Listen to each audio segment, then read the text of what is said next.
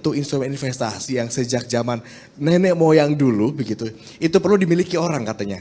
Beli rumah, beli properti katanya kalau mau investasi. Nah kalau kita bicara properti mungkin di sini ada Pak Clement di sini yang dari Arebi begitu ya. Kita tahu gejolak ketidakpastian ekonomi global juga geliat investasi properti ini kita salah satu yang percaya juga ini terdampak. Tetapi mungkin bisa dikonfirmasi oleh Pak Clement. Benarkah demikian? Oke, terima kasih Mas Agung. Jadi kalau kita menyikapin dengan ketidakpastian daripada ekonomi global, kami dari Asosiasi Real Estate Broker ini melihat bahwa investasi properti itu masih menjadi daya tarik yang kuat bagi masyarakat. Especially buat yang kelas yang menengah atas dan kawasan-kawasan penunjang daripada kota besar. Itu masih menjadi salah satu daya tarik. Barusan sebelum saya diminta sebagai narasumber, saya ketemu dengan salah satu developer di daerah Tangerang Selatan.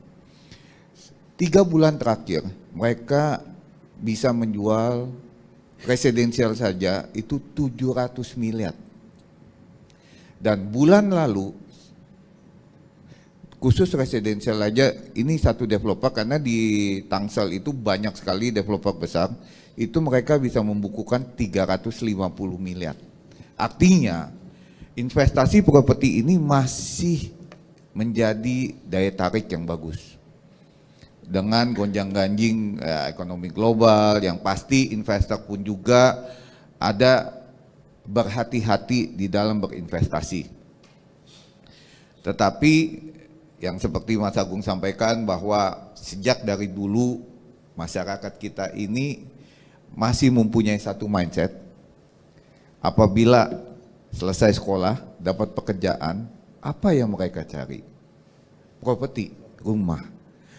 Jadi kami di asosiasi pun juga melihat bahwa tanah itu tidak bertumbuh, tetapi populasi itu bertumbuh terus. Di mana di situ kita akan lihat bahwa antara supply dan demand itu masih ada kalau hukum ekonominya. Nah, Mas, dengan adanya ketidakpastian global ini, kita melihat bahwa sebenarnya ini adalah opportunity. It's a time to buy. Kenapa? Mungkin saat ini akan banyak oversupply. Artinya apa? Kalau terjadi oversupply, harga akan terkoreksi. Tetapi kalau dibilang demand masih ada nggak? Oh, masih banyak. Kenapa? Orang Indonesia ini boleh dibilang punya dana cashnya cukup banyak daripada pegang uang tunai. Kalau saya bilang properti adalah salah satu aset nilai plus buat masa depan gitu. Jadi kalau tadi Pak Lukian bilang preferensi Gen Z sekarang banyak ke emas. Tapi properti juga tidak pernah luput dari pilihan ya Pak Clement ya. Betul. Selalu dan masih punya market tersendiri di tengah kondisi ketidakpastian global seperti saat ini.